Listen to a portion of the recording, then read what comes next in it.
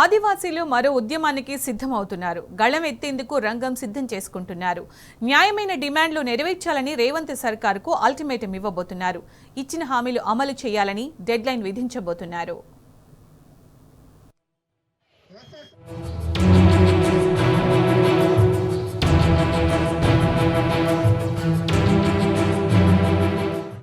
రాష్ట్రంలో కాంగ్రెస్ సర్కారు ఏర్పడి ఏడాది అయింది. పీసీసీ అధ్యక్షుడిగా ఉన్న సమయంలో రేవంత్ రెడ్డి ఇంద్రవెల్లి అమరవీరుల స్మారక స్తూపాన్ని సందర్శించారు. ఆదివాసీల న్యాయమైన డిమాండ్లను నెరవేరుస్తామని హామీ ఇచ్చారు. అయితే అధికారం చేపట్టి ఏడాది అయినా ఆదివాసీల వైపు కన్నెత్తి చూడడం లేదు. ఆదివాసీల న్యాయమైన డిమాండ్లను తీర్చడం లేదు. దీంతో కాంగ్రెస్ సర్కారు వైఖరేంటో ఆదివాసీలకు అర్థమైంది. డిమాండ్లు నెరవేర్చడంలో ఆలస్యం చేస్తున్నారని గ్రహించారు. ఆదివాసీ హక్కుల పోరాట సమితి తుడుందెబ్బ, గోండ్వానా పంచాయతీ రాయ్ సెంటర్ సహా మిగతా తెగలు ఇంద్రవెల్లిలో ఆదివాసీ అస్తిత్వ పోరు గర్జన పేరుతో బహిరంగ సభ నిర్వహించారు. గిరిజనుల సమస్యలపై తీర్మానాల్ని ప్రవేశపెట్టి ఆమోదించారు.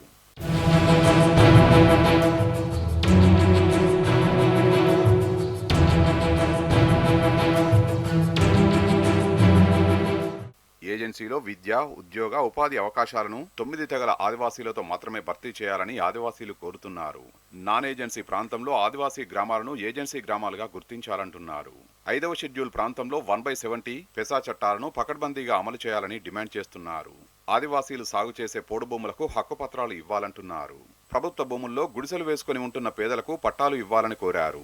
విద్య, వైద్య, మౌలిక సదుపాయాలు కల్పించాలని సభలో తీర్మానించారు. సమస్య పరిష్కరించకుంటే మరో పోరాటానికి సిద్ధమవుతామని హెచ్చరించారు. చట్టబద్ధత లేనటువంటి లంబాడాలను ఎస్టీ హోదాను రద్దు చేయాలి. జైనూర్ మండల కేంద్రంలో 70 తర్వాత ఎవరైతే వలస వచ్చినటువంటి మైనార్టీస్ ఉన్నారో వాళ్ళను అక్కడ నుండి ఏజెన్సీ చట్టాలకు అనుగుణంగా తరలించాలి. అదేవిధంగా 3వది మెస్రాం నీలాబాయి కుటుంబానికి తెలంగాణ రాష్ట్ర ప్రభుత్వము ఆదుకుంటూ ఏవైతే జైనూర్ కానీ అస్నాపూర్ కానీ తెలంగాణ రాష్ట్రం వ్యాప్తంగా ఆదివాసీలపై పెట్టినటువంటి అన్ని అక్రమ కేసులన్నింటిని కూడా ఎత్తివేయాలి. 4వది ఏజెన్సీ ప్రాంతాల్లో 100% విద్య, ఉద్యోగ, ఉపాధి అవకాశాలన్నీ కూడా 9 తెగలకు సంబంధించిన ఆదివాసీలకే కల్పించాలి. అదేవిధంగా 5వది ఏజెన్సీ ప్రాంతంలో 100% స్థానిక సంస్థల ఎన్నికల్లో 100% ఆదివాసీ తెగలకే అవకాశాలు కల్పించాలని. 6వది నాన్ ఏజెన్సీ గ్రామాలను ఏజెన్సీ గ్రామాలుగా గుర్తించాలని. 5వ షెడ్యూల్ ప్రాంతంలో ఇప్పటికే ఉన్నటువంటి చట్టాలు ఏవైతే ఉన్నాయో 170 కావచ్చు పీసా చట్టాలను పకడ్బందీగా అమలు చేయాలి. 8వది ఆదివాసులు సాగు చేసుకుంటున్నటువంటి పోడు భూములకు అన్ని పోడు భూములకు హక్కుపత్రాలు మంజూరు చేసి ఆదివాసులను ఆదుకోవాలి. 9వది తెలంగాణ రాష్ట్ర వ్యాప్తంగా ముఖ్యంగా ఉమ్మడి ఆదిలాబాద్ జిల్లాలో ఉన్నటువంటి జిల్లా కేంద్రాలు, మండల కేంద్రాలు, ప్రభుత్వ భూములలో ఆదివాసీలు ఇంటి స్థలాలు వేసుకొని నివసిస్తున్నారు కాబట్టి వాళ్ళకు వెంటనే పట్టాలిచ్చి నీళ్లు, కరెంటు, విద్య, వైద్య సౌకర్యాలు కల్పించాలని 9 డిమాండ్లతో కూడుకున్నటువంటి ఈ యొక్క తీర్మానాన్ని ప్రవేశపెట్టడం జరిగింది. లంబాడాలను ఎస్టీ జాబితా నుంచి తొలగించాలని ఆదివాసీలు ప్రధానంగా డిమాండ్ చేస్తున్నారు. 1976లో లంబాడీలను అక్రమంగా ఎస్టీల్లో కలిపారని ఆరోపిస్తున్నారు. దాంతో ఆదివాసీలకు విద్యా ఉద్యోగాల్లో తీవ్ర నష్టం జరుగుతుందని వివరించారు. లంబాడీలు మహారాష్ట్రలో బీసీలుగా ఉన్నారని గుర్తు చేశారు. ఛత్తీస్గఢ్లో ఎస్సీ, రాజస్థాన్లో ఓసీలుగా ఉన్నారని తెలిపారు. 1976లో లంబాడీలను ఎస్టీ కేటగిరీలో చేర్చి అన్యాయం చేశారని గుర్తు చేశారు. ప్రస్తుతం కాంగ్రెస్ పార్టీ అధికారంలో ఉందని చేసిన తప్పును సరిదిద్దుకోవాలని డిమాండ్ చేశారు. లంబాడీలు ఎస్టీలు కాదనే ప్రధాన డిమాండ్తో ఇవాళ 9 అనుసంధాన డిమాండ్లను ఇక్కడ పెట్టడం జరిగింది. దాంట్లో ప్రధానంగా గత 10 సంవత్సరాలుగా 1976లో లంబాడీలు అక్రమంగా ఎస్టీ జాబితాలో కలపడం జరిగింది. దాని ద్వారా ఆదివాసులు విద్య, ఉద్యోగ, ఉపాధి, రాజకీయ రంగాలలో తీవ్రంగా నష్టపోతున్నారు. మహారాష్ట్ర బీసీ, ఛత్తీస్గఢ్ ఎస్సీ, రాజస్థాన్ ఓసీగా ఉన్న లంబాడీలు అసంఖ్యాకంగా ఇవాళ తెలంగాణలోకి వచ్చి సుమారు 50 లక్షల పైబడి ఉన్నారు. కాబట్టి 1976లో లంబాడీలు ఎస్టీ జాబితాలో కలిపి ఆదివాసీలకు అన్యాయం చేసిన కాంగ్రెస్ పార్టీ ఇవాళ అధికారంలో ఉన్నది. కాబట్టి నాడు జరిగిన తప్పును ఇవాళ సరిదిద్దుకొని ఇవాళ ఒక ప్రత్యేక జ్యుడిషియరీ కమిషన్ నియమించి ఆదివాసులకు న్యాయం చేయవలసిన బాధ్యత ఉందనేది ఇవాళ మొదటి తీర్మానంగా ఇవాళ యొక్క సభలో చేయడం జరిగింది. షెడ్యూల్డ్ ప్రాంతంలో ఇవాళ ఇదంతా కూడా 5వ షెడ్యూల్ భూభాగం. ఈ భూభాగంలో షెడ్యూల్ ప్రాంతంలో ఈ ప్రాంతంలో ఉన్న ఉద్యోగాలని 29 శాఖలకు ఆదివాసులకు ఇవ్వవలసిన బాధ్యత ఉండే.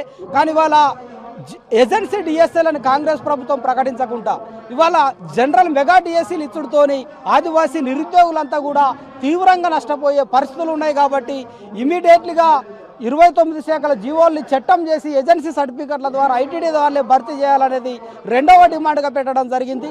గత 2017 నుంచి 2024 వరకు కూడా మేము అనేక సార్లుగా దశల వారీగా శాస్త్రీయ పద్ధతిలో రాజ్యాంగబద్ధంగానే చట్టబద్ధత లేని లంబాడలను ఎస్టీ హోదాని రద్దు చేయండి అని చెప్పేసి సమగ్ర నివేదికతో ఈరోజు అత్యున్నత న్యాయస్థానం పరిధిలో మా కేసు ఉంది. కాబట్టి మేము ఒకటే అడుగుతా ఉన్నాం, 1976లో విద్యాపరంగా తాత్కాలికంగా లంబాడులను గిరిజనులు తాత్కాలిక లంబాడి గిరిజనులను చేర్చడం జరిగింది. అది ఏది 1976లో కాంగ్రెస్ ప్రభుత్వమే వాళ్ళని తాత్కాలికంగా ఏర్పాటు చేశారు, అంటే గిరిజనులుగా ఏర్పాటు చేశారు. కాబట్టి ఈరోజు 2024 కూడా తెలంగాణ రాష్ట్రంలో కాంగ్రెస్ ప్రభుత్వమే ఉంది. కాబట్టి లంబాడీలు ఎస్టీ కాదని చెప్పేసి ఆదివాసీ పక్షాన మేము మాట్లాడుతున్నాం. కాబట్టి ఇదే కాంగ్రెస్ ప్రభుత్వం వీళ్ళపైన సమగ్ర విచారణ చేసి అత్యున్నత న్యాయస్థానానికి తగు సమాచారం అందించాల్సినటువంటి అవసరం ఉంటుంది. కాబట్టి లంబాడీల వల్ల మాకు రావాల్సినటువంటి రిజర్వేషన్ మొత్తం వాళ్ళే తీసుకున్నారు. మేము చాలా అభివృద్ధికి దూరం ఉన్నాం. కాబట్టి వాళ్ళు లంబాడీసే కాదు. కాబట్టి వాళ్ళు లంబాడీ ఎస్టీ జాబితాలో వాళ్ళని తొలగించండి.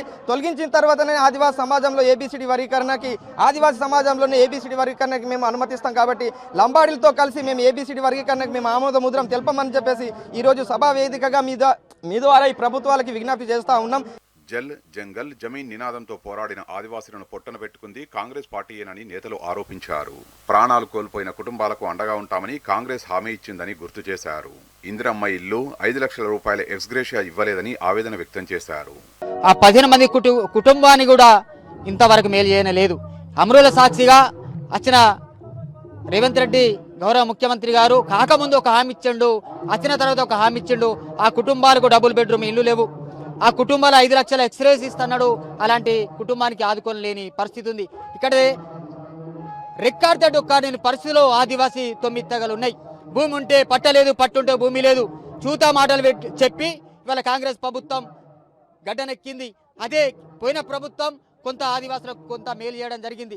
కానీ ఇక్కడ మీరు 9 గ్యారంటీలు ఏమంటున్నారో ఆ 9 గ్యారంటీలలో మీరు మీ గుండె మీద చేసుకొని మీ దగ్గర బడ్జెట్ లేదు కానీ జూటా మాటలు చెప్పి ఇవాళ స్థానిక ఎలక్షన్స్ వస్తున్నాయి కనుకనే మీరు ఒక పెద్ద గేమ్ ఆడుతున్నారు. మీకు రాజకీయ సమాధి చేయడానికి మా ఆదివాసీ తుడుం దెబ్బ కావచ్చు, ఆదివాసీ జేసీ కావచ్చు, మా ఆదివాసీ 9 తెగలు ముందుంటాయని ఈ ప్రభుత్వాన్ని హెచ్చరిస్తున్నాం. కానీ మా ఆదివాసుల భక్తులు మా గూడలు మారినాయా, ఇంద్రం ఇల్లు వచ్చినాయా, మాకు సీసీ రోడ్లు ఉన్నాయా, డబుల్ బెడ్, మా విద్యార్థులకు ఉద్యోగులు ఉన్నాయా, మాకు డిఎస్సీ వేయండి, స్పెషల్ డిఎస్సీ. తమ న్యాయమైన డిమాండ్లపై రేవంత్ సర్కార్ స్పందించాలని ఆదివాసీ నేతలు స్పష్టం చేశారు. లేదంటే పోరుబాట తప్పదని హెచ్చరించారు. అవసరమైతే నిరాహార దీక్ష చేపడతామని తేల్చి చెప్పారు.